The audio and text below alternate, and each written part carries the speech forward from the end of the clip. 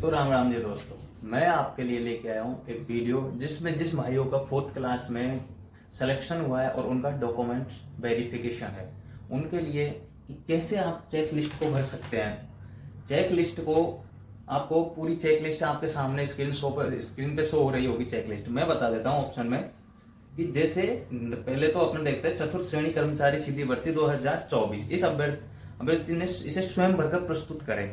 ठीक है, चेकलिस्ट हमेशा ऊपर लगेगी। फाइल आप जैसे 2 फाइल लेके जाओगे तो उनके ऊपर दोनों में चेकलिस्ट लगेगी और उसमें पहले आएगा नाम आपका। इसमें नाम भरना है अपना, फिर ईमेल है, ईमेल आईडी भरनी है आपकी, फिर इसमें जन्म तिथि, रोल नंबर और मोबाइल नंबर। आपका जन्म तिथि जो डेट ऑफ बर्थ है, रोल नंबर जो आपका रोल नंबर है और एक मोबाइल नंबर जो आपका मोबाइल नंबर है। पासपोर्ट साइज एक फोटो लगेगी उसमें।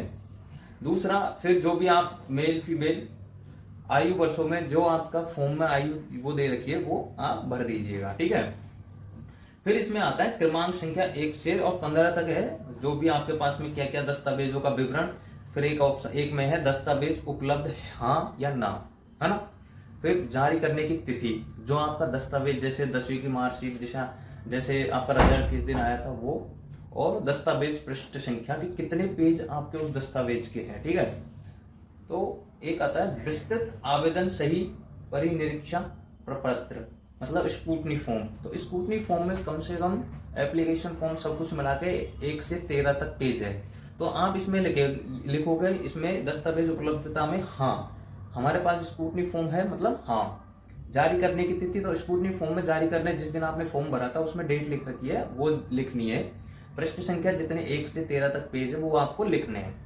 फिर मैट्रिक हाई स्कूल सेकेंडरी, मतलब 10वीं की अंक तालिका, और उसको उसके साथ में जो भी आपका मतलब फोटोकॉपी लगेगी। एक में दोनों में ही 2 फोटोकॉपी, कम से कम हर चीज की 2-2 फोटोकॉपी होनी चाहिए। आप 3 करवा लेना, कोई दिक्कत नहीं है, बट 2-2 फोटोकॉपी जरूरी है क्योंकि दोनों फाइलों में 2-2 फोटोकॉपी लगेगी। फाइल आपको वापस कर दी जाएगी और वहां पे 2 सेट ले लिए जाएंगे आपसे। जो ओरिजिनल है डॉक्यूमेंट्स वो दे दिए जाएंगे, जैसे 10वीं की मार्कशीट, 12वीं की मार्कशीट, ग्रेजुएशन लगाई है तो उसकी, जो भी आपने डिग्री लगाई है उसकी, और मतलब और अपना जाति प्रमाण पत्र और मूल निवास, जो भी मतलब ओरिजिनल चीजें, आधार कार्ड हुआ, उनकी सब आपको वापस ओरिजिनल कर दिए जाएंगे। देखेंगे वो लोग, चेक करेंगे कितना आधार कार्ड दिखाओ आपकी, वो दिखाओ। बाकी का इनका दोनों सेटों का उन्होंने सब में फोटोकॉपी, जो ओरिजिनल चीजें हैं वो तो रख ली जाएगी। जैसे एफिडेविट हुआ, जैसे आपने इसमें जैसे आपने 2 चरित्र बनवाए वो, और वचनबंध प्रपत्र, और जो संविधान की घोषणा वाले सारी चीज वो ले लेंगे, एक उनकी फोटोकॉपी, एक उनका ओरिजिनल। बाकी के जो आपके ओरिजिनल डॉक्यूमेंट्स है, जो आपके प्रॉपर है, तो उनको आपकी फोटोकॉपी लेंगे वो लोग। ठीक है, फिर आपको इसमें आएगा मूल निवास प्रमाण पत्र, ऑप्शन 3 में। मूल निवास प्रमाण पत्र में आपके पास मूल निवास है तो हाँ कर दीजिएगा। जारी करने की तिथि आप उस तरीके से जारी करने की तिथि भर दीजिएगा। फिर दस्तावेज एक ही मूल निवास, तो एक ही जो नंबर पे है। इस क्रम में आपको फाइल में डॉक्यूमेंट जमाने हैं, तो इस क्रम में फाइल में डॉक्यूमेंट्स जमाने जो इस क्रम में दे रखे उस तरीके से। तो उसमें पृष्ठ संख्या फिर 13 से 12वीं की, 10वीं की आ गई 14, फिर मूल निवास आ गया 15। वो जो भी एफिडेविट आपने नया मूल निवास बनाया है तो उसका एफिडेविट लगाना है साथ में वहीं पे। फिर आपकी ST SC OBC MBC EWS SAH और TSP का प्रमाण पत्र जो भी है आपके पास में वो लगा देना है, और उसके साथ जो एफिडेविट लगाया है आपने या नया बनवाया तो वो लगा देना है। फिर उसके पे जारी करने की तिथि लिखनी है आपको, और उसके साथ में दस्तावेज। अन्य श्रेणी यथावत, मतलब खेल का या कोई विधवा परित्यक्ता, खेल संबंधी विदेश योग्य जन, विकलांग इत्यादि का प्रमाण पत्र है वो आपको लगाना है। ठीक है, फिर उसका हाँ, मतलब इनमें हाँ ना जो आपके पास है वो चीजें लिखनी है कॉलम में। जारी करने की तिथि लिखनी है, दस्तावेज पृष्ठ संख्या 1 से और जितना अब तक है उतने लिखनी है। फिर 2 मूल चरित्र प्रमाण पत्र अलग अलग राजपत्रित अधिकारियों से प्रमाणित, 2 आपको जो उन्होंने बोला अलग अलग, तो वो मूल निवास देने हैं, मूल चरित्र प्रमाण पत्र। फिर वचन पत्र, सादा कागज पे एक वचन पत्र होगा वो देना। संविधान शपथ पत्र सादा कागज पे वो है। फिर दहेज संबंधी घोषणा पत्र, विधवा परित्यक्ता विवाहिता अविवाहिता अभ्यर्थी द्वारा प्रस्तुत, ये सबका बना हुआ है। अविवाहित तो अविवाहित का 50 वाले जो एफिडेविट पे बनवाया है वो है, वो लगेगा। ठीक है, विवाह प्रमाण पत्र जो इसके शादी हो गई उसका है, और संतान संबंधी घोषणा पत्र राजपत्रित अधिकारी से प्रमाणित, ये एक सादा कागज पे ही है, उसमें संतान संबंधी घोषणा पत्र है उसमें। फिर सामान्य घोषणा पत्र वो भी 50 के एफिडेविट पे है, वो लगेगा। फिर विकल्प पत्र, विकल्प पत्र मतलब आपकी अनुसूचित गैर अनुसूचित वाला वो है, तो वो लगेगा, ठीक है। उसके बाद नमूना हस्ताक्षर प्रारूप जो आपके खुद हैंड राइटिंग में लिखा हुआ है, हिंदी और इंग्लिश में फिर साइन किया है, वो लगेगा। स्वयं का फोटो पहचान पत्र, Aadhaar, voter ID, driving licence, passport आदि की स्वयं प्रमाणित पत्र। तो आपका जैसे ड्राइविंग लाइसेंस लेना, आधार कार्ड जो भी आपको है आपके पास में, वो आपको लेके जाना है। फिर दूसरी चीज, कम से कम आप 8 से 10 फोटो लेके जाइएगा, पासपोर्ट साइज फोटो। ये 2 पेज है, ये आपको वहीं जो है ना, ये वहीं आपको स्लिप मिलेगी। पहले आप जाओगे तब आपको जैसे ही बाहर मतलब मिल जाएगी वो।